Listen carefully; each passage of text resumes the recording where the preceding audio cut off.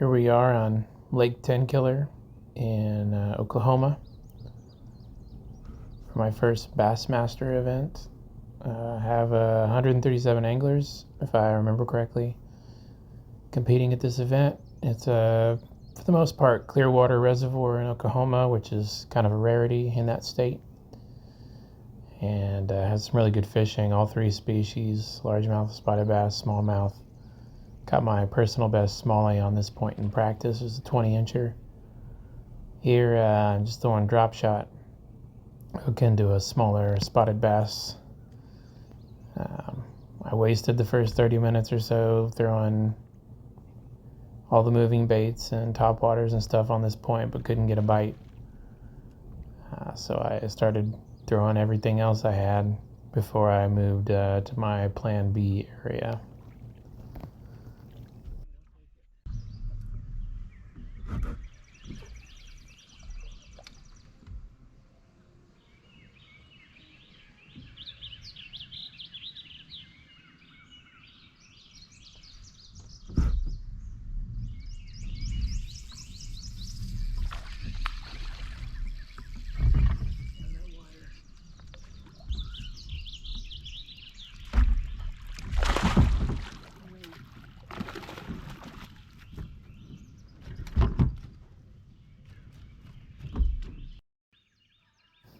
So you can see there, I just got I believe it was like a 17-inch largie.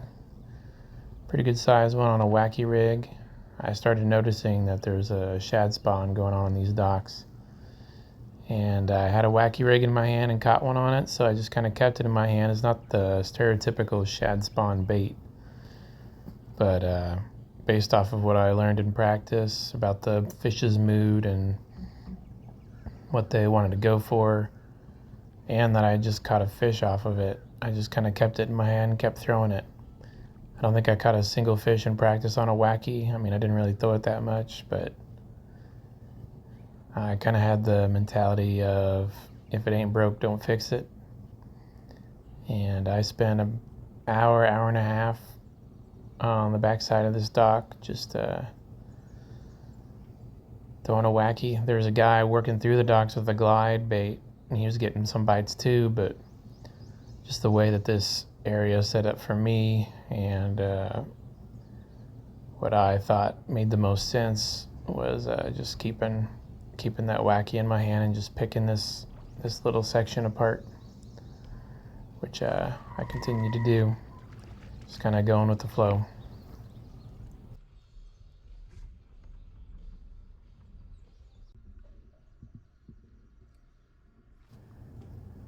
You can see I have a glide bait tied on there. I did give it a few casts and got a follower, like a 17-incher, and because of the glare, you can kind of see the glare on the water, I saw a swirl behind the glide bait, and so I knew there was a follower. I kind of twitched it a few times and let it sit where I could see the glide bait, but I couldn't see behind it. And then I pulled it out of the water, and as soon as I did, the 17-incher just came up and tried to eat it, but I pulled it out too fast. It's kind of an unfortunate series of events there. This is that point again that I started on. I hit it multiple times each day because I noticed that it somewhat refreshes with smallmouth throughout the day, and so I couldn't find a largemouth bass in the midday, or largemouth bass bite in the midday, so I was really just kind of screwing around everywhere else and just letting this reload and hoping that people didn't burn it down while I wasn't there.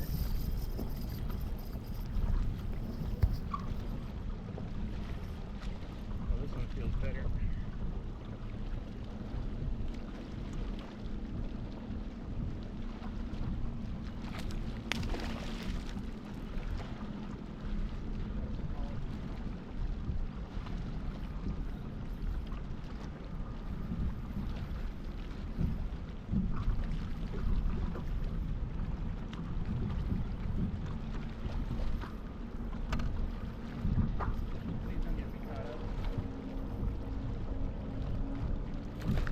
No!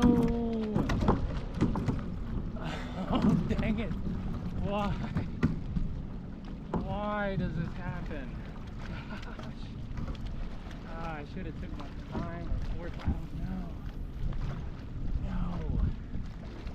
That one was bigger.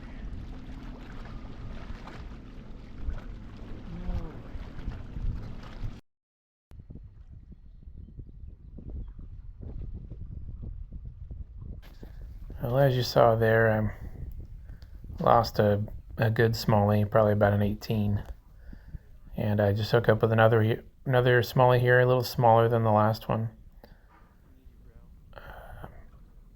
And I feel like I didn't play this one super well, but spoiler alert, I ended up landing this one.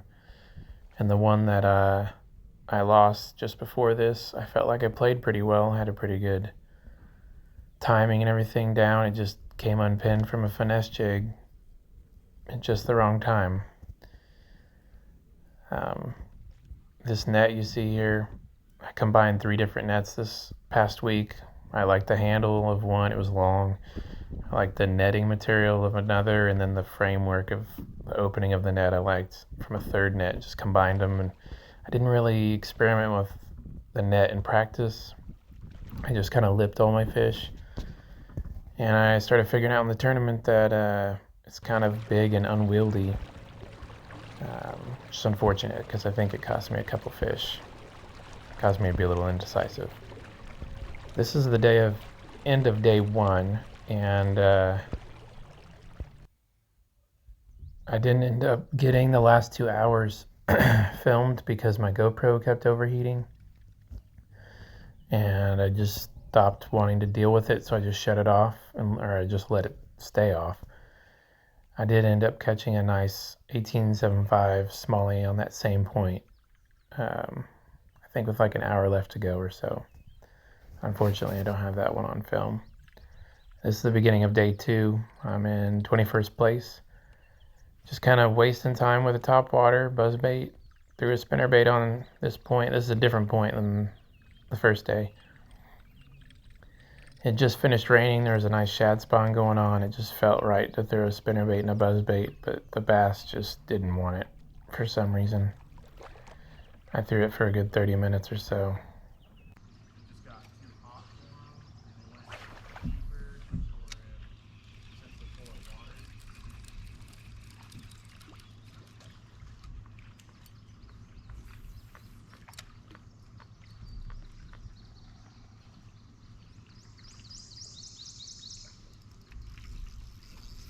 There's one.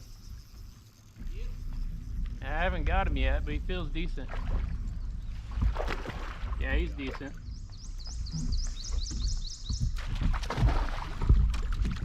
Yep, I got him. He gave himself away, went after some shallow.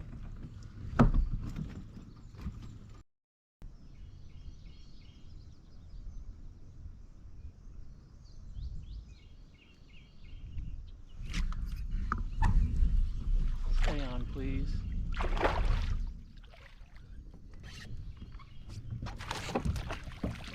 Got it choked.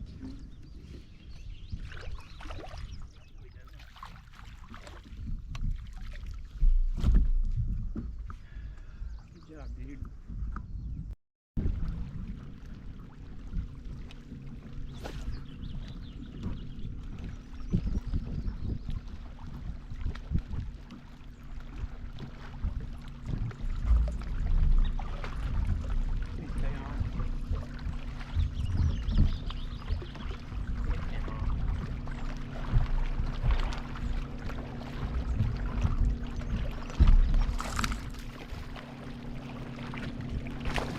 No, dang it.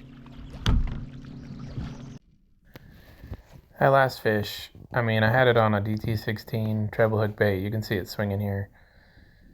And you know, you lose fish on treble hook baits, but I had a really indecisive and unskillful net job that I would blame on that. I had like 2 opportunities to just scoop it, and I kind of screwed it up. I couldn't decide what to do, and the net was kind of, like I said before, kind of uncomfortable for me, like the weight and maneuverability and stuff, so I just was indecisive, and it cost me another smallie, but here I hooked up with once again a smaller smallie than the one I lost, and this one was on a finesse jig. I just those are the only two baits I could get smallies to hit this weekend, were finesse jigs and the DT16 occasionally. Although that 20-incher I caught in practice was on a full-size 3/4-inch football jig in like 5 foot of water. So that was kind of weird, but I'm not going to complain about it. Yes, super cool net job on this one. Missed it so many times.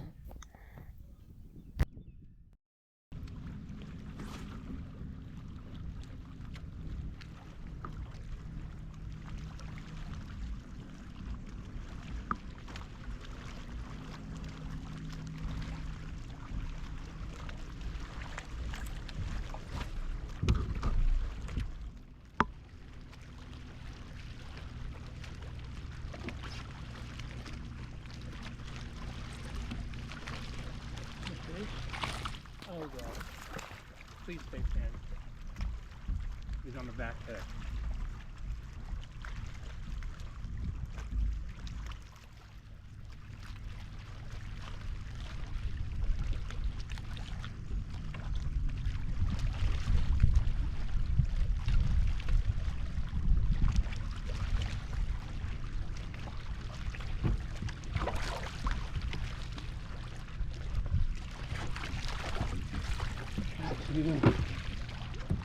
Gotcha.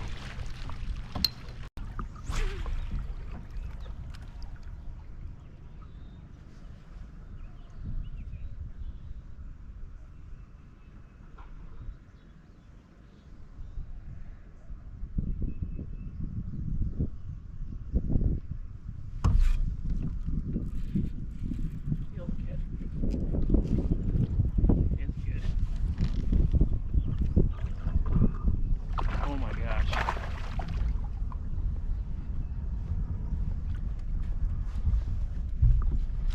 This is. Oh yes.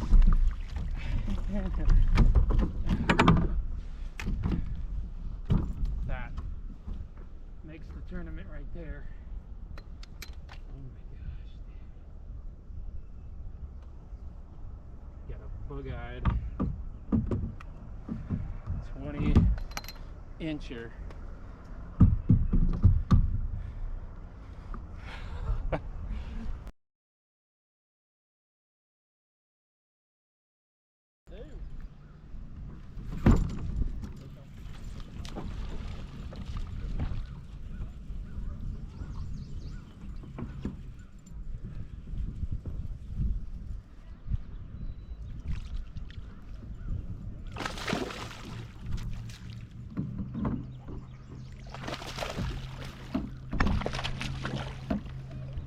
Come on.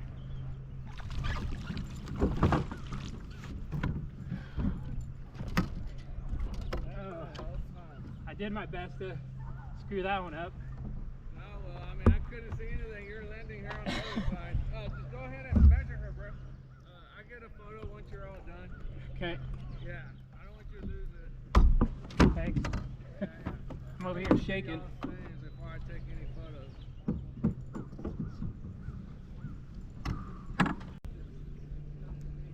got these big old lands. 3, 2, 1, 1 more. There we go. Okay, just ease her out. So what is that, number 6? I've called. This is my second or third call, so. No, I was gonna say. Alright, you can just let her in. Just let her and just look at her when you. There you go.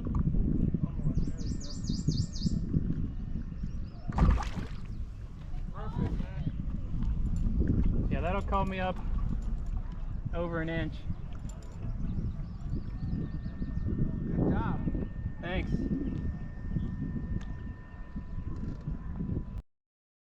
was pretty cool having the media boat there and able to see me catch my last coal fish, that 17-incher.